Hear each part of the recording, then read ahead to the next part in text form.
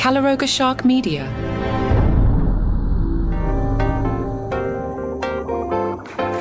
Hi there, I'm Johnny Mac. This is a bonus episode. On this Friday, October 3rd, the Marc Maron documentary, Are We Good?, hits theaters. This raw, intimate portrait of comedian and podcast pioneer Marc Maron follows the sudden loss of his partner and filmmaker Lynn Shelton. Maron struggles with grief, disillusionment, and a shifting comedy landscape, processing it all both on stage and off. My guest today is Julie Seabaugh. She is the film's producer, story editor, and originator. She'll explain where this came from. She's also working on a Mitch Hedberg documentary that'll be out in 2026. We talked about that a little as well. Just while I have your attention, I hope I have your attention if you're listening to my podcast. Earlier today, the normal Sunday episode went out, and Johnny Mac's a little punchy on that one. That wasn't a lot of fun, so don't blow that one off. Let's jump in mid-trailer here. The voices you're going to hear are David Cross, Marc Maron, and then John Mulaney. This is just a snippet from the trailer to give you a little taste. I met Marc in the early 80s. I was one of a handful of people, there weren't many, who could tolerate him. I couldn't draw, no matter how many Conans I did, and that was part of the beginning of the podcast. It's happening. I'm Marc Maron. This is my podcast. Yeah, there's that Lou Reed line, I accept the newfound man. And that is what Marc became. Are We Good? The Marc Maron documentary in theaters, 1 hour, 37 minutes long. In theaters Friday, October 3rd. Here's Julie Seabaugh. All right, let me ask a lame question. Why Marc Maron? Why not Marc Maron? Yeah, there's something about this guy in a sea of comedians where he's always stood out. I've always been a massive fan. He speaks from, not just the brain, not just from his gut. This is stuff he has to say. And he needs this connection on stage with people kind of in order to function.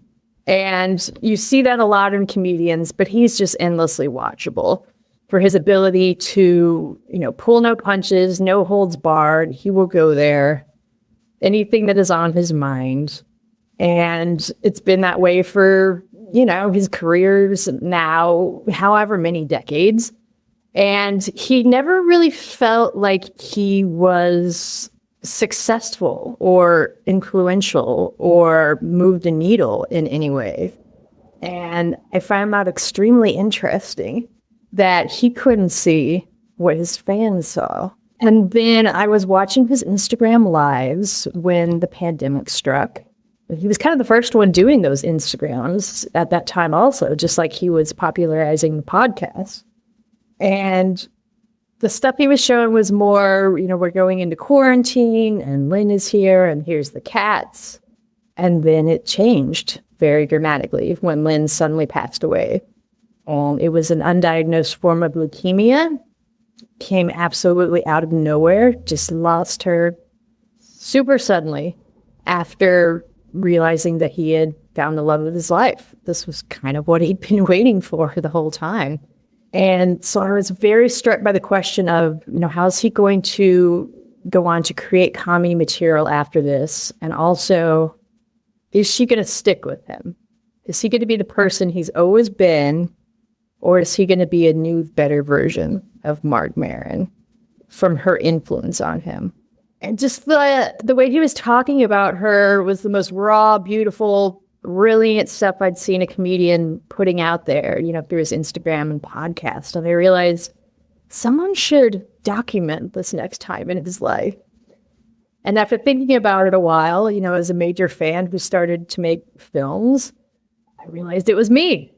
And I put together, all the materials, reread the books, started pulling some of the clips, and eventually approached Stephen Fine Arts, who'd made the Bitter Buddha documentary that Maron was in.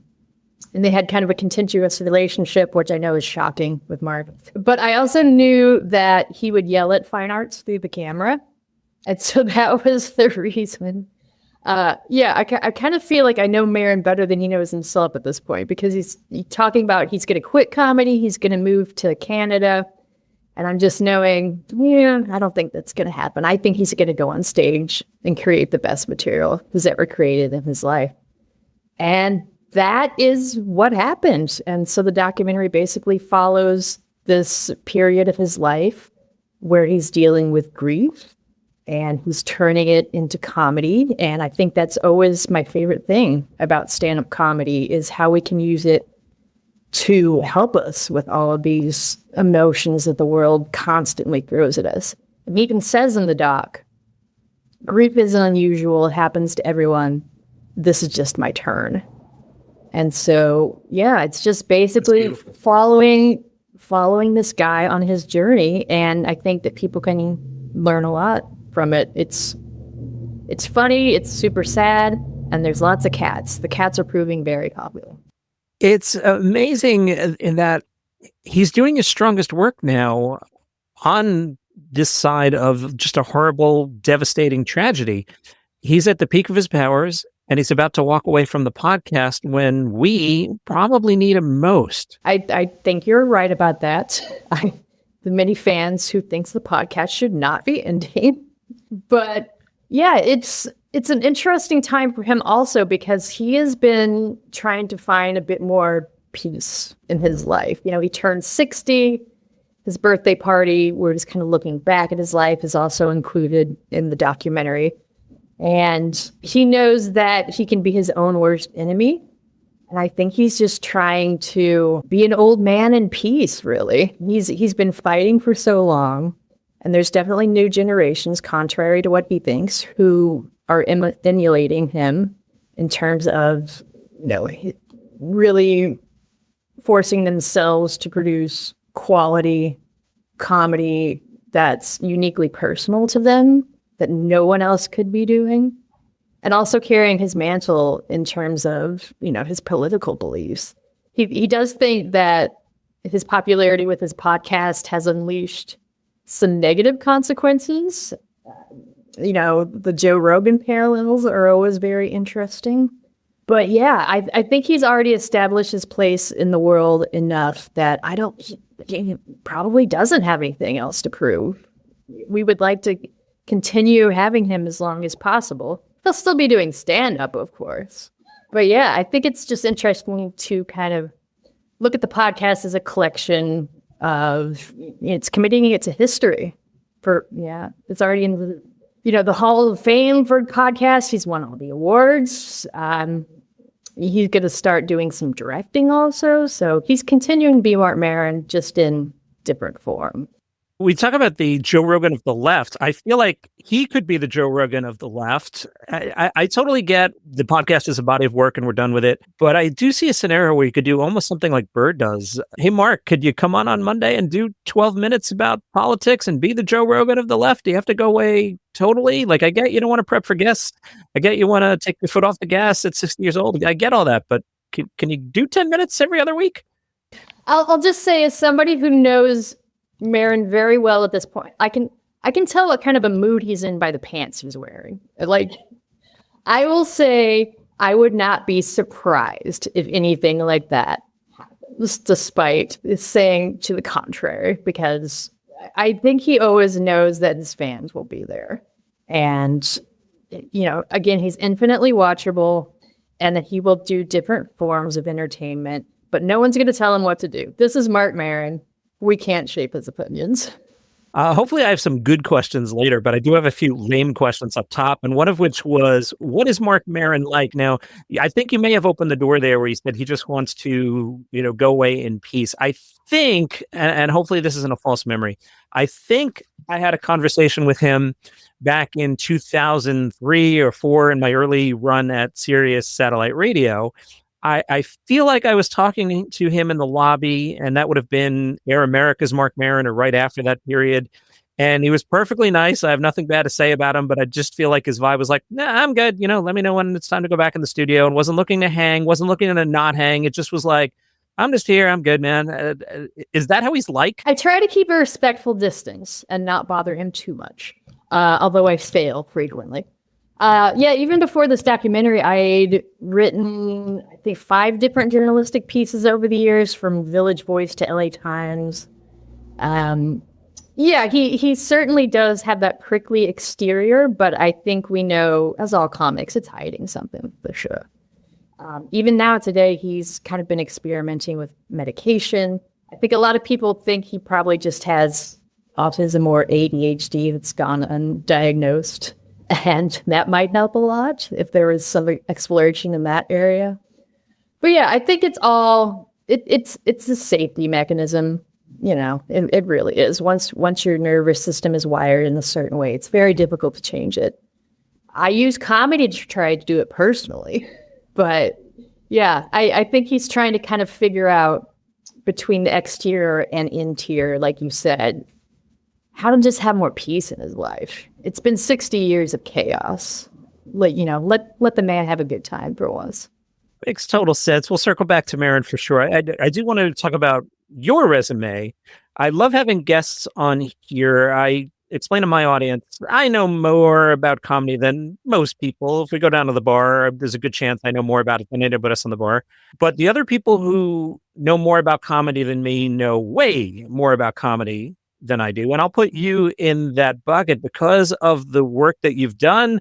I've read your pieces. I know some of your upcoming work. I know this work. I just love to hear you explain to the audience your comedy journey. Oh, yeah, thanks. I consider myself a professional comedy fan, really. I did not know what stand-up comedy was until my senior year of college, because I grew up on a farm in Missouri without cable and not much to do other than read. So I had all the books, all the magazines. I was very into film and music, and I thought I was going to write about that one day. So at the University of Missouri, I studied journalism, and senior year, Dave Attell came and did a show. And I got to interview him beforehand, and then we hung out backstage, and we went across the street to the journalism bar, and he got everyone drunk on Jägermeister. And this was the height of Insomniac, which was the most amazing experience for a college senior about to unleash themselves on the world of journalism. And I immediately moved to New York and started hanging out at the Comedy Cellar and bugging Dave Attell more and more all the time. Still to this day. But yeah, I just fell in love with it because at that time it felt like no one was writing about comedy as seriously as we see today. This was a time when comedy coverage was more shoved in, like with the calendar listings or the music events. And it wasn't being perceived as individual artists with their own perspectives and their own things to say.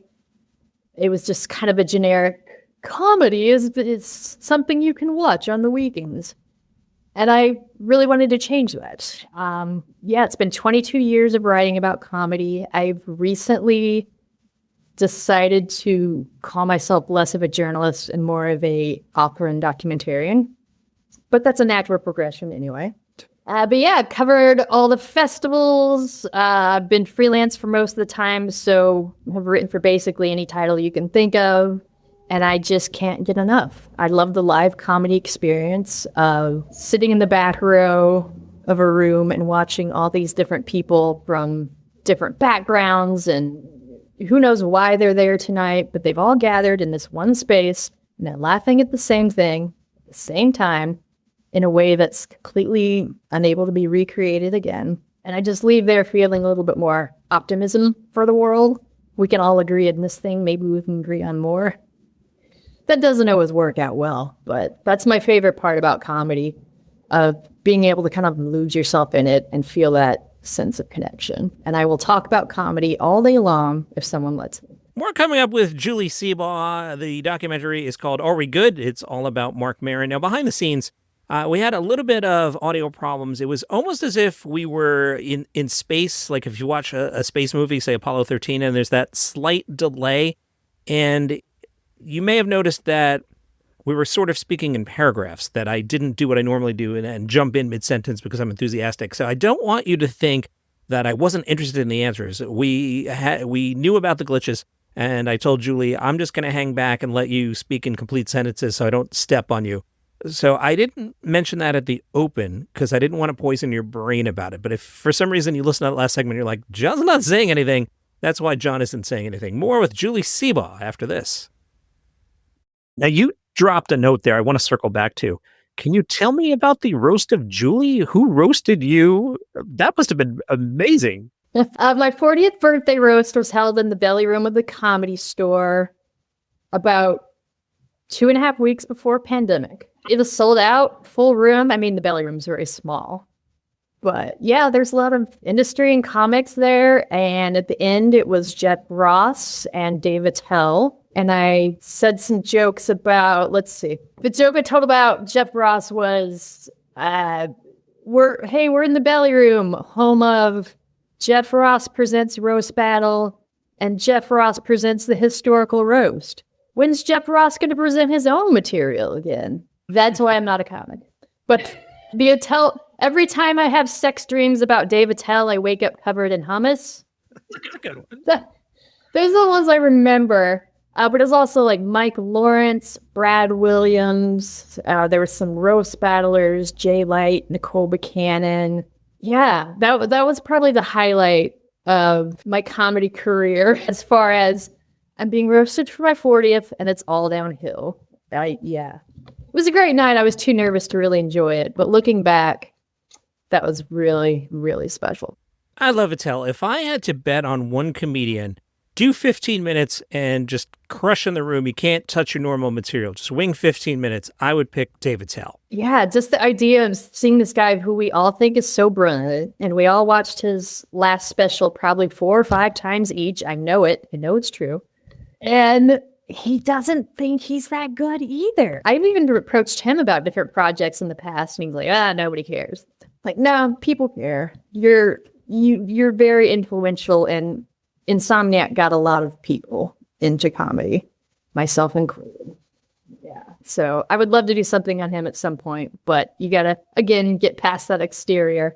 I'm going to keep working on it. Well, let's zero in on the documentary. Who's part of it? How did it come together? And how do you get Marc Maron to even agree to this thing? Yeah. After Lynn died and I started realizing that something needs to be made, it was either going to be a film or, just a regular journalism piece, something like that. The first time when Fine Arts and I approached him was via email to have a Zoom pitch, which he was completely non-committal to in late 2020.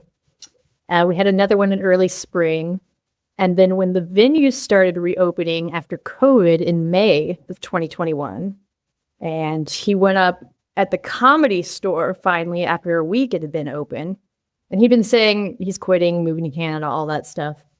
And when I saw he was going to be there, I told Fine Arts to bring a camera and show up at the Comedy Store. And we went in and basically told him, hey, we're doing this now. And, he realizes when things can be of value to him. And it did take a while to kind of break down the external shell, but it really is just the most raw you've ever seen him in a lot of ways. Again, there's the laughing, but there's crying. There's, the cats are a big part of it as well. But yeah, when you start to get people like John Mulaney, some great stories from Caroline Ray, David Cross, Sam Lipsyte, his best friend, his producer, Brendan McDonald, to really kind of fill in these places in his story over his life where he might have one view of it, but people have a different view of it. And actually, when he watched it for the first time, the first cut he saw was the last week of February before South by Southwest. And I remember getting an email from him, and he said he actually learned a lot about himself from watching it. So I think it was just trusting that process of, who knows, people can tell this story in the right way, and they're not going to screw him over. And yeah, it was kind of, it was a 5-year labor of love that I think we're all really proud of in the end. Is this therapy for him, or is this like a low-key victory lap, or he wouldn't admit to that, or both, or neither? Yeah, all the above, maybe. Yeah. He's definitely still doing therapy. Here and there, he might think it's not enough.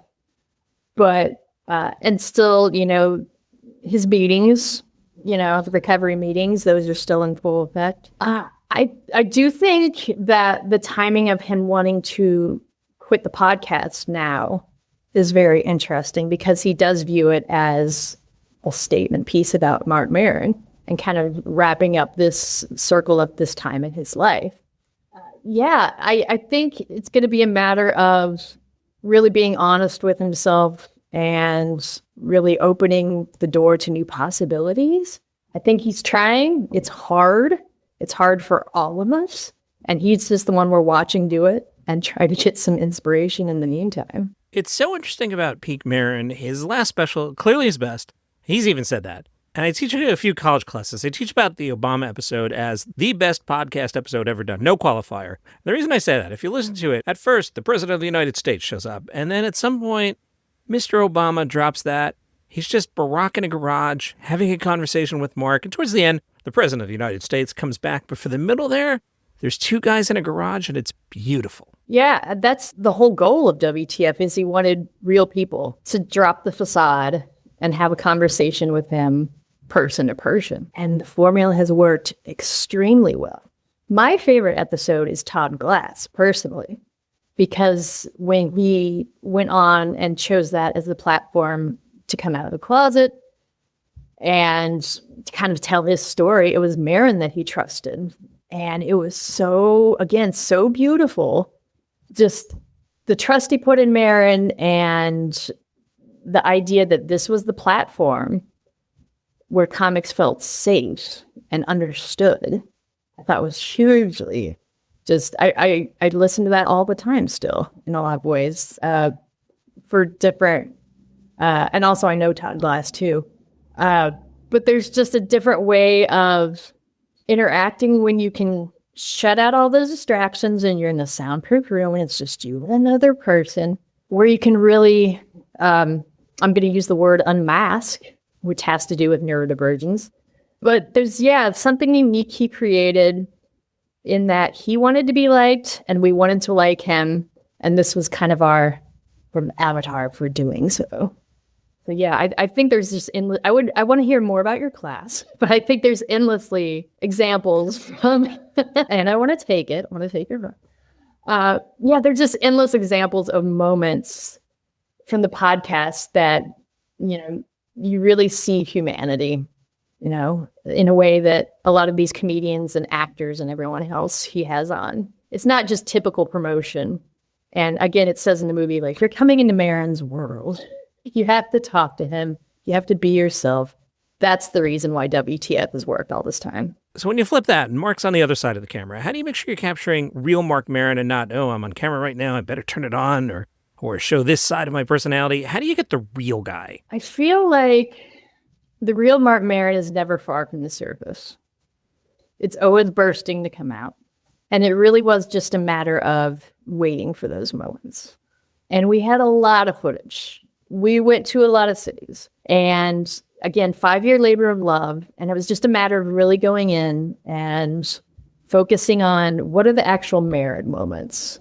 What is uniquely him? What is he saying that no one else is going to say? And also being really truthful about it and not making it promotional or a pup piece or anything like that. And again, he didn't see it until the end. So I can say all of that, and yet also, in certain ways, he didn't have a choice. Once we decided this is going to be a real thing with real emotions, and we were all just kind of along for the ride with it together with him. How does it work creatively? Does he have sign off at all if he doesn't like the final version of it? So there's the legal aspect of that question. There's the spiritual aspect of that question. And he clearly didn't set up to do a hit piece on Marc Maron, but along the way, if we found out, I don't know, he throws eggs at children on Halloween, and he was like, don't put that in. That makes me look jerky. What's the sign off there? What's the verbal agreement, the spiritual agreement, and how do you approach that as a creator? The only thing was he could say if something made him uncomfortable, and there was none of that at all. There was a few jokes that some of the interviewees made at his expense that got removed that didn't really add anything to the story, but that was really it. He saw it about 99% as audience will start seeing it next week on Friday. Yeah, he was very trusting, probably more so than he should have been. That's a very interesting answer. Let's expand on that. More than he should have been. What do you mean there? It really was just about having these previous relationships. I don't think anybody else could have pulled this off. I've known him for 15 years. I think fine arts was maybe a little bit less And that was kind of all the people he had to deal with, nobody else. So it was just really having this circle of knowing we're going to all do the right thing here and make it, like I said, not a hit piece, not a puff piece, but honest. You know, I'm someone who's done journalism 22 years, and that's what I want. I want a journalistic story where you're showing, not telling. Everything speaks for itself. You don't need to color it with opinions. Yeah, I cannot say how proud I am of finally getting this done. And I think it's very emotional. And you're actually kind of getting me like thinking like, yeah, we really did do a good job here. When you're caught up in it for 5 years, it's hard to see that. But yeah, I'm not sure other than like Maron's an amazing subject. And when he allows you to do what you do best, then everyone wins. You're really speaking about trust in the entertainment industry. As we both know, there are a few people that aren't so awesome. There are a few people who are awesome. There are some who aren't awesome.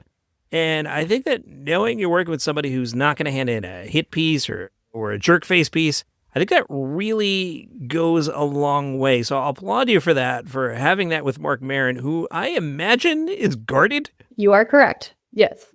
It really has just been, you know, again, he's known us for so long. That being said, here's a tip for everyone, especially the ladies. Get it all in writing. Record all your meetings. Don't allow yourself to be in a position of taken advantage of. That's just a tip for everyone. Protect yourselves, but also don't lose that humanity and trust at the same time. Just back it up with some paperwork. We're coming up with Julie Seabaugh as we talk about the documentary Are We Good? All about Marc Maron. Because I'm an honest person, I just want to let you know in that last segment, I did revoice my questions to clear up some audio glitches, but you didn't notice, did you? No, you didn't. You are also working on a Mitch Hedberg documentary. Now, I'm obsessed with Mitch Hedberg. When I heard this thing was happening, I couldn't wait for it. As I prepped for our conversation today, I saw that you had mentioned in a different interview that Mitch Hedberg was a good interview himself. I did interview him for a couple different times, but the main one was for Las Vegas Weekly about 6 months before he passed away. This was for the Stephen Lynch Comedy Central Live tour that they did. And he was just so expansive and personal and was talking about loving Lynn, his wife, and the relationship he wanted to have with his parents and how he just wanted to be a free spirit. And these are all things we loved about Mitch. Anyway, he was another, like, you can just tell he's a good bird. And yeah, his story is endlessly fascinating to me. He was always my number one. We had the same birthday. I actually knew his mother fairly well before she passed away in 2012. But yeah, we all know the Mitch Hedberg story is one that is so evergreen. His material can be listened to forever. It's not about, you know, political jokes or sex jokes, or even, I think he maybe had 1 or 2 curse words in his material ever. But just the most pure mind of, you know, these kind of well thought out one-liners that put a whole new perspective on the world. And like, you see things through Mitch's lens when you hear his material. Just completely unlike anyone else, although he definitely has a lot of imitators these days, for sure. I could name a lot of them, but I won't. No one has ever really known the full Mitch Hedberg story because in a lot of ways it ended in 2005 when he died, when the internet was just coming into its own and social media, whereas, you know, kind of the treasure trove of all of his material these days, you can watch endless clips. And there's so much about his life that is completely uncovered. People kind of know that he did some comedy in Seattle, but that's about it. But there's a whole entire life before he was really well known in about 98 that we cover all of. The entire thing from firsthand sources that, again, Jeff Siegel, the director, has been very adamant about tracking down everyone.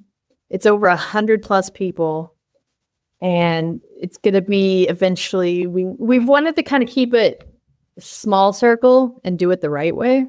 Because a lot of people, myself included, have tried to do different Mitch projects in the past, and there are reasons that they get shut down.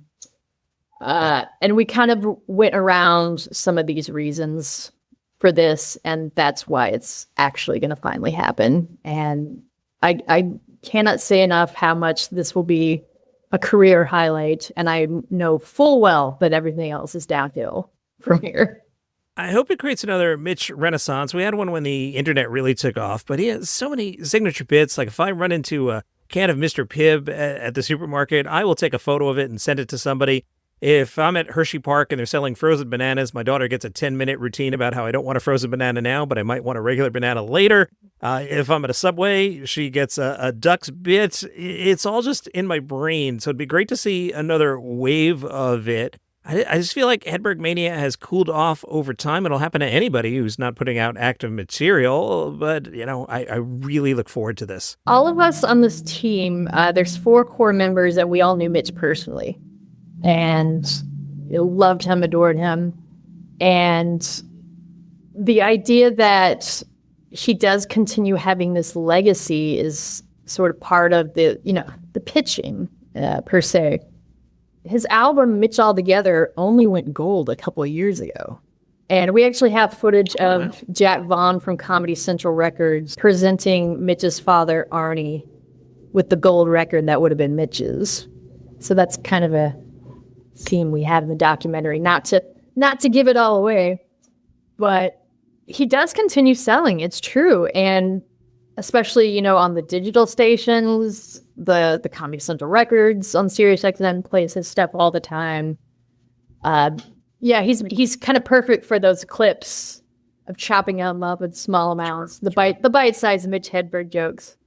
Yeah, and even our team, kind of what you're saying, we still respond to his stuff all the time. I sent a picture of a broken escalator to the team the other day because we just want to talk about him all the time.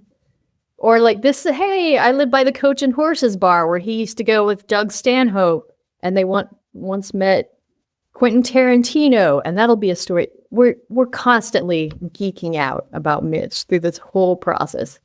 It's the best project, and again, it will never be as good as this one.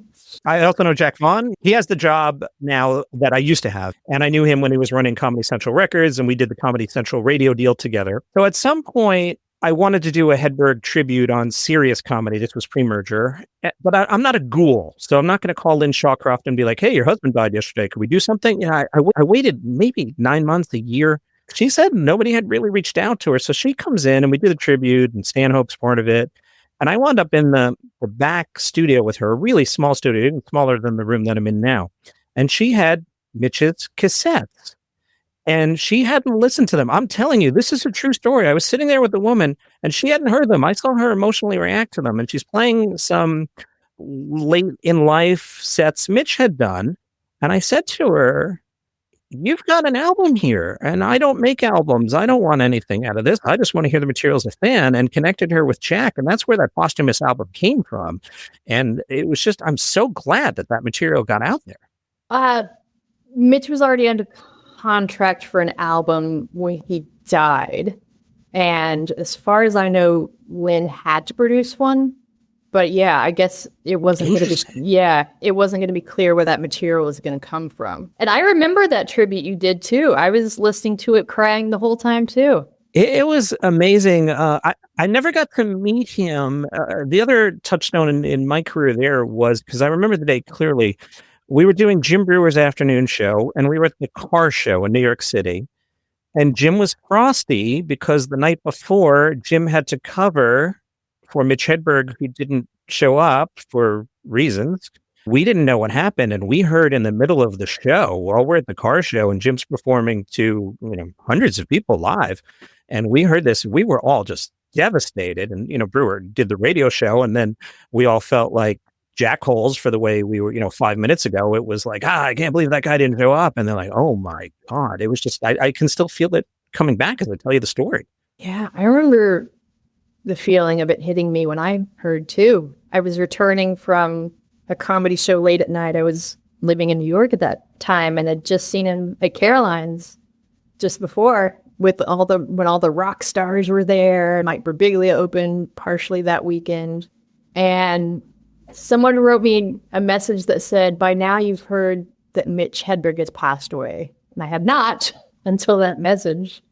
And the message went on to say something to the effect of, he liked his fans and he knew you were one of them. And that's what's important. But yeah, I had a terrible month, that entire month when he died. A lot of people, I think, did. I don't know if you were at the Carolines Memorial, but I blocked a lot of that out because it was so emotionally devastating. I was sitting next to his publicist, Michael O'Brien, on this side of me, and I had a program on this side of me, and I couldn't look up at anyone. I just kept looking down at this program with tears streaming down my face the entire time. But the few things I do remember is Dave Attell being on stage crying, and that was horrific to see. The same with Mike Birbiglia. But then also, towards the ending, they let in just a bunch of fans who had kind of clamored around outside. And they were telling the stories that we heard about the time he bought the college students an air conditioner, or someone needed a radiator for his car, and Mitch bought them a radiator for their... Those stories came out as well. And that was also the first time Janet Johnson, his longtime girlfriend of 9 years prior to Lynn, and the woman who's very essentially responsible for his career, she was managing him and got him every opportunity that she could. She had an eulogy that she had written that was the first biographical account of Mitch before we all started really knowing him around 98 or so. And I do remember feeling like, oh, someone needs to get projects on him going immediately because no one knows any of this story. But that was 20 years ago at this point. So, the amount of emotion I tied into Mitch, just because I did feel like I connected with so much, and the birthday thing, and these are all very superficial, but I think you know what I mean and understand that people just loved Mitch for who he was in so many ways. We don't feel that personal connection really with, you love the person behind the jokes a lot. But yeah, Mitch is evergreen, eternal. His stuff works all around the world, who is will. Just a really unique, magical guy. And I will continue talking about him until you cut me off. I'm always one to think about the what ifs. Now, at that stage in his career, he was starting to have to speed up the act because people in the audience were stepping on the punchlines, and he was working a little more quickly. It would have been interesting to see the evolution of 10 years later, 20 years later. Is he still working at that deliberate pace? No, Stephen Wright still does.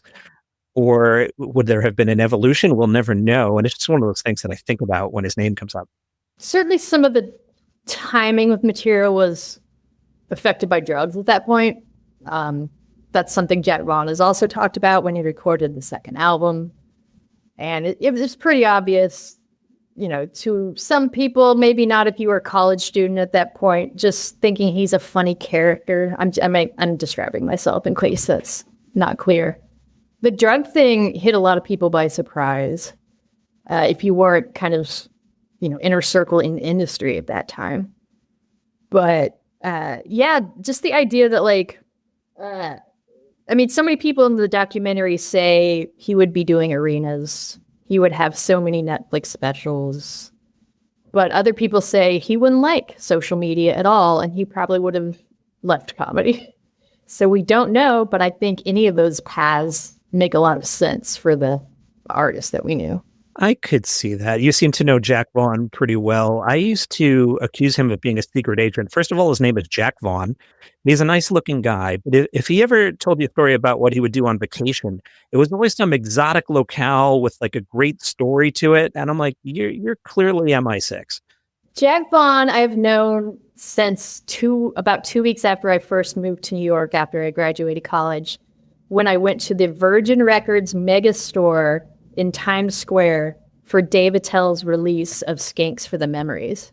And I have a photo that Jack Vaughn took of me and Dave Attell, And he's been very nice to me ever since. I agree that Jack Vaughn is one of the nicest people in comedy. But he also spent his father was with the Peace Corps, right?